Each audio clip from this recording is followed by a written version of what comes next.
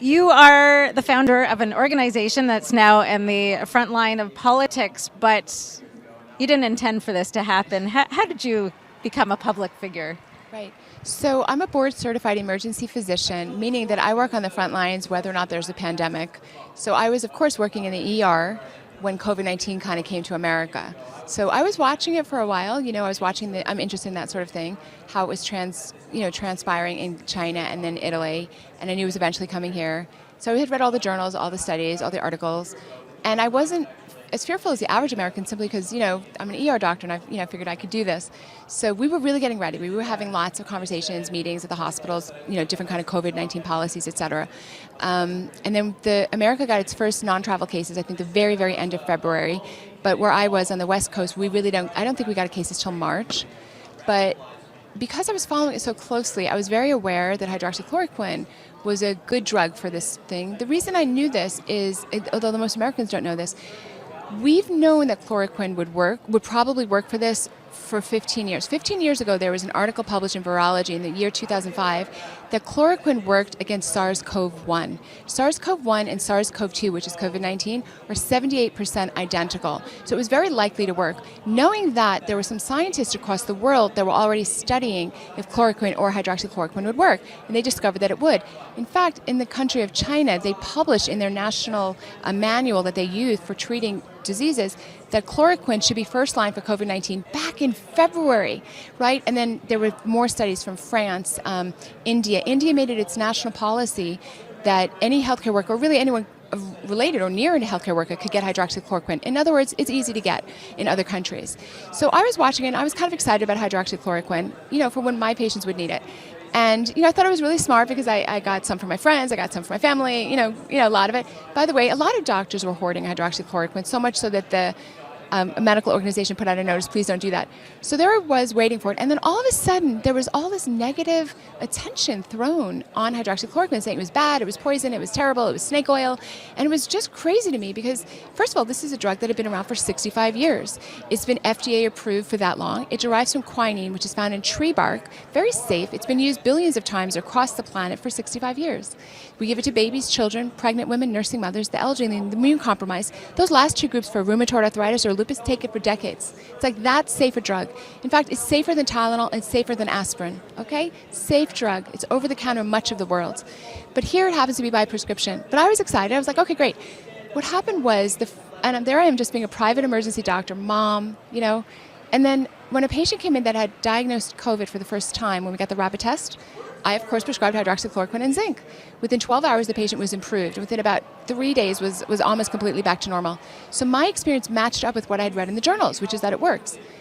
My medical director said to me, if I ever do that again, I would be fired. And I thought it was exactly that. It was so bizarre. And I said to him, why are you, involved in this issue? And he said, well, I don't think it works. I said, no problem, then don't prescribe it. I said, but doctors don't tell each other what to do. That's why people go to multiple doctors. And I said, are you not recognizing that your behavior's weird? We worked together for years. You've never said such a thing to me. I've never said such a thing to you. That's weird. Another weird thing that happened was the governor of my state, California, but it turns out about 40 states, the vast majority of states, put out rules essentially prohibiting doctors from prescribing hydroxychloroquine. They do it like this. We got a letter saying that if I prescribed hydroxychloroquine for a COVID-19 patient, that could be construed as unprofessional conduct, which is a direct threat on my license. In other words, I could lose my license with all the implications. And I remember thinking, this is weird because they're not even pretending to say it's not safe. Because you could, of course, continue to prescribe it for malaria, for rheumatoid arthritis, and lupus, just not for COVID-19. I knew something was wrong. This had never happened. I've been a doctor a long time. Nothing like this has ever happened. That's why I started speaking out. So what did you discover was wrong? What did you discover was causing this strange behavior? Yeah, that I discovered that the disinformation was so extreme that even doctors were drinking that Kool-Aid. So doctors that should have been reading medical journals themselves and making up their own independent mind were instead just listening to other people's versions. They were listening to Facebook or Twitter, which was being very heavily censored against people like myself. And I was so disappointed that other doctors were not being critical thinkers. But I knew that I wasn't the only one that was critically thinking. So I looked online to find other doctors who could think clearly. And we came together and we formed America's Frontline Doctors for the sole purpose of bringing truth to the American people So we came to Washington, D.C. on July 27th and held an educational summit. We gave 7 hours of education, and we did 1 hour in the middle at the Supreme Court, and that video went viral. There's all these doctors speaking truth. We didn't even approach any media about doing it. We just went right to social media. It just went out on social media, and it got 20 million views. Now, I'd like to think, I'm as good a singer as Beyonce or Rihanna. That is not the case. It only could get 20 million views if people really wanted and were hungry for that knowledge and that content. People know that they're not being told the truth. They can feel it. That's why we got so many views, and that's why I'm really in the public eye now, speaking out against the medical disinformation. So what was the reaction that you got after giving this testimony, speaking in front of the Supreme Court? So much to my surprise, I was summarily fired I worked at 2 hospitals. One of them called me and said that my services would no longer be needed, specifically because I appeared in an embarrassing video. I was utterly shocked.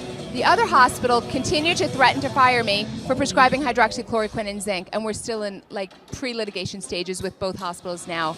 And it's very distressing to me. I've been practicing ER medicine all of my life, and just to know that the reason why you would let a good physician go is because of some disinformation campaign. By the way, the reason for not wanting me, which is prescribing hydroxychloroquine, has been completely debunked. There's almost 200 studies now that show hydroxychloroquine works.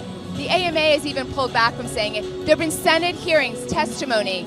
It's completely a fabrication, on the American people. But yes, the penalty to me was very harsh. I no longer practice medicine. What surprised you most about all of this?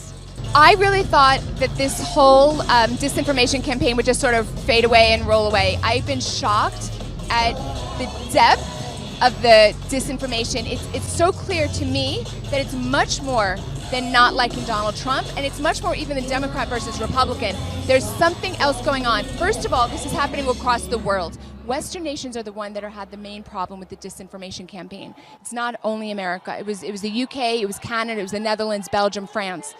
So number one, that it's as deep and as broad as it is. And number two, that it's not really political, it's something else. And I think that other thing is financial interest and kind of a worldwide moving in the same leftist direction is what it appears to me. And it's been surprising. One of the reasons I think I said to you why I talk about hydroxychloroquine so much is because it's so clear with hydroxychloroquine that it's not about anything other than controlling people. Because the evidence is all incredibly one-sided that it works. So if you're lying about this, what else are you lying about? Did you have any of these political views before all of this happened? No, I wasn't a political person. I'm a mom. I work as a doctor. My father was a doctor. I have my own personal political beliefs, which have nothing to do with anything. This is just, the facts are that you have a cheap, safe, worldwide available drug that's been around for decades. It works. They're telling you can't use it. It doesn't make any sense. I don't know why people are not putting the dots together. I don't know why people are complying with things that don't make sense. I'm very shocked that people are not rising up in the streets and demanding this. You asked me what I was surprised about. I'm surprised at the degree of compliance with which the American people are following this. It's very, very dangerous that if you comply with regulations that clearly make no sense, you're displaying a willingness to comply with anything. That's very concerning for me as a person who loves